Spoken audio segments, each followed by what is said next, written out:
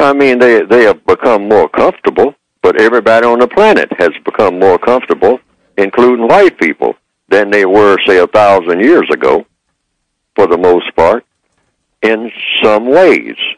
And they have become less comfortable in other ways.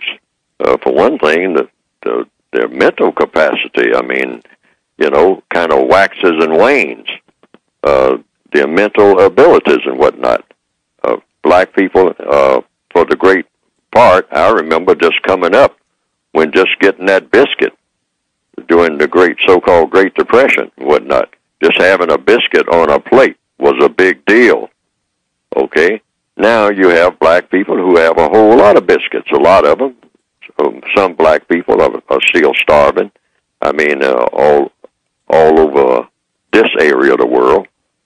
Some of them don't have adequate food and whatnot. But for the most part, black people are better fed now in the Northwestern Hemisphere, for the most part, than they were in, say, 1920, in which just having a couple of apples in the house, in a little old shack down by the track, I mean, you might be feeling blessed. I mean, 12 children standing around, and you got a plate full of biscuits and whatnot, and, you know, and they're raggedy and barefoot and whatnot, and they're saying, Mama, can I have that last biscuit?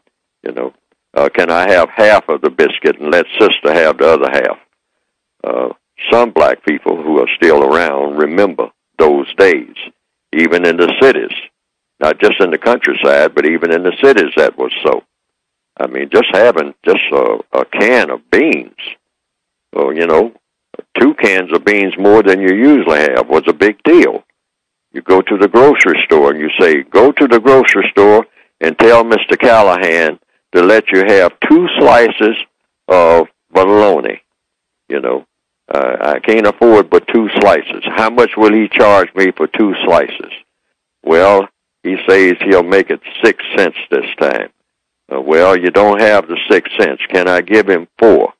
A lot of black people were in that shape.